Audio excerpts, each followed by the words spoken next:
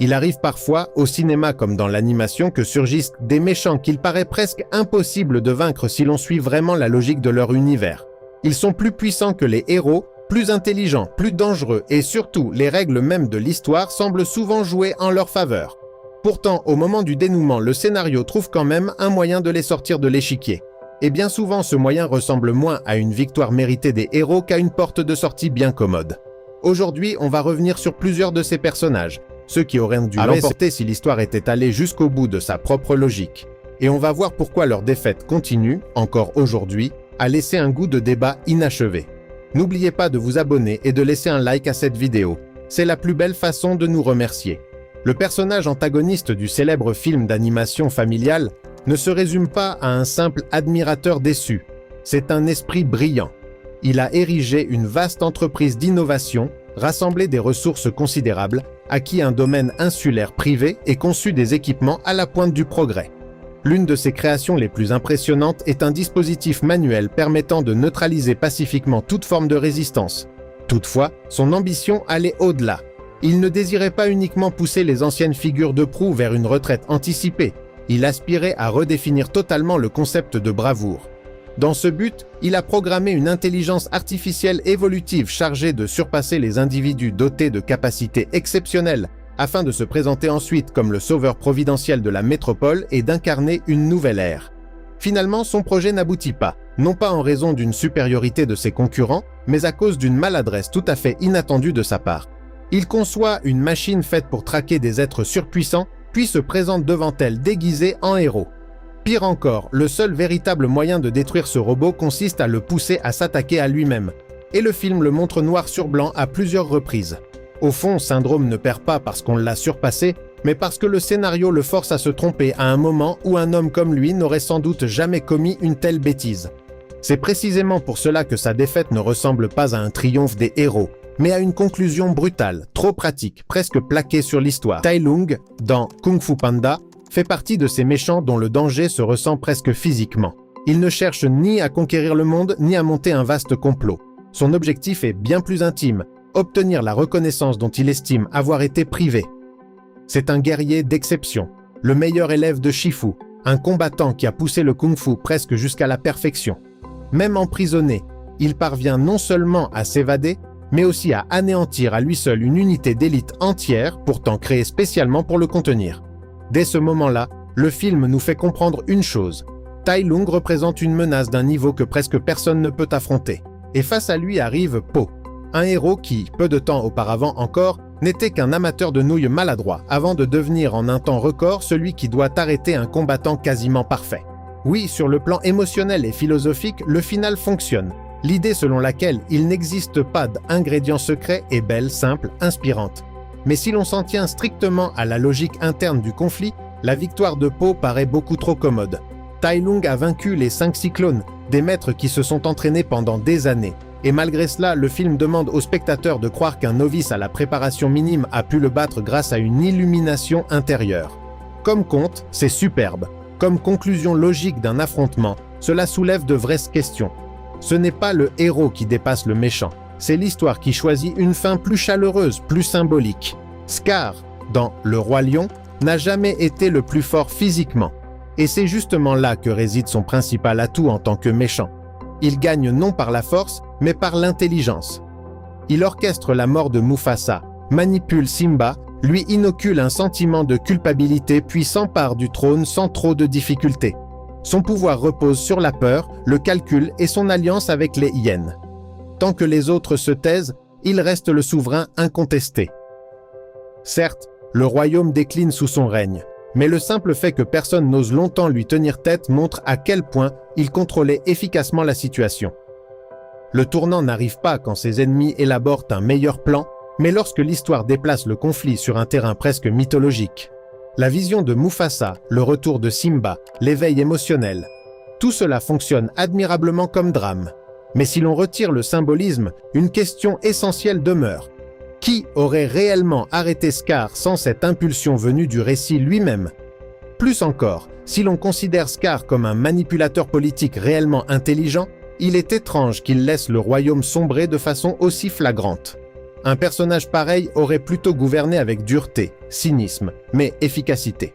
C'est pourquoi sa chute ressemble moins à l'effondrement inévitable d'un tyran rusé qu'au moment précis où le scénario décide qu'il est temps de rendre le trône au bon roi. Ultron, dans Avengers, l'ère d'Ultron, représente une menace d'une toute autre ampleur. Ce n'est pas seulement un adversaire puissant, c'est une intelligence artificielle capable d'exister à travers de multiples corps et systèmes numériques à la fois. Détruire une enveloppe ne signifie rien pour lui. Il apprend plus vite que les humains, s'adapte plus vite qu'eux et devient littéralement plus dangereux à chaque minute. Si l'on suit la logique d'un tel personnage, le vaincre relève presque de l'impossible. Pour réellement arrêter Ultron, il faudrait le priver d'un seul coup de tout accès à l'ensemble des réseaux, des canaux de secours et de tous les supports numériques imaginables. Sinon, il pourra toujours revenir. Mais le film simplifie brusquement cette équation. Ultron se retrouve de fait enfermé dans un espace limité, privé de son avantage global et, point crucial, progressivement présenté comme un adversaire émotif, agacé, presque impulsif. À ce moment-là, il perd justement ce qui le rendait vraiment terrifiant, son calcul froid de machine. Résultat, sa défaite donne moins l'impression d'une victoire contre une super-intelligence que celle d'un affaiblissement scénaristique qui le ramène au rang de boss final pratique. Au lieu de sentir que les héros ont triomphé d'un esprit presque impossible à arrêter, on a surtout l'impression que l'histoire a réduit son champ d'action à une échelle soudainement gérable. Dans Shrek 2, la marraine la bonne fée incarne presque l'exemple parfait du méchant dangereux non par la force brute, mais par sa maîtrise du système. Elle a de l'influence, des relations, l'accès à la magie, toute une fabrique de potions, ainsi qu'un plan politique lié à l'avenir de Fiona et de la famille royale tout entière. Elle ne se contente pas de jeter des sorts. Elle manipule les désirs, les émotions et les destinées. En somme, c'est une antagoniste capable de réécrire la réalité selon son intérêt. Dans une telle configuration, la vaincre par un affrontement direct relève presque de l'impossible, parce qu'elle a toujours plusieurs coups d'avance. Pour l'arrêter, les héros sont obligés de semer le chaos. Infiltration, poursuite, vol d'une potion, renversement de situation, effondrement de l'ordre qu'elle avait méthodiquement construit. Mais malgré tout cela, la marraine perd non parce que les héros trouvent d'elle la parade parfaite, mais parce que son propre sortilège se retourne contre elle après avoir ricoché sur une armure. Et c'est là que surgit la vraie question. Si l'issue du combat dépend d'un rebond magique purement accidentel, peut-on vraiment dire que la méchante a été vaincue? Pas vraiment. Au fond, ce n'est pas l'action réfléchie des héros qui l'élimine, mais un concours de circonstances extrêmement commode. Une fois encore, le scénario choisit la solution la moins franche pour mener l'histoire jusqu'à son terme. Galactus n'est déjà plus simplement un méchant. C'est presque une catastrophe naturelle à l'échelle cosmique. Une entité qui existe au-delà de la morale ordinaire et des conflits humains. Il ne conquiert pas les mondes par cupidité ou par cruauté. Il les dévore parce que telle est sa nature. C'est précisément pour cela qu'un personnage pareil devrait donner l'impression d'être fondamentalement invincible. Non pas un ennemi qu'on pourrait simplement battre lors d'un affrontement final, mais une force devant laquelle les héros ordinaires paraissent presque impuissants. Mais dès que l'histoire commence à simplifier Galactus pour en faire un simple énorme boss final, tout se fissure. Une entité de ce niveau pourrait, en toute logique, arrêter les héros en quelques secondes, les empêcher de fuir, leur retirer tout espace de manœuvre, effacer jusqu'à la possibilité même de résister. Pourtant, le film leur laisse le temps d'agir, de se préparer et d'atteindre le dénouement. Du coup, l'ampleur de la catastrophe se rétrécit pour devenir un conflit plus personnel, plus contrôlable.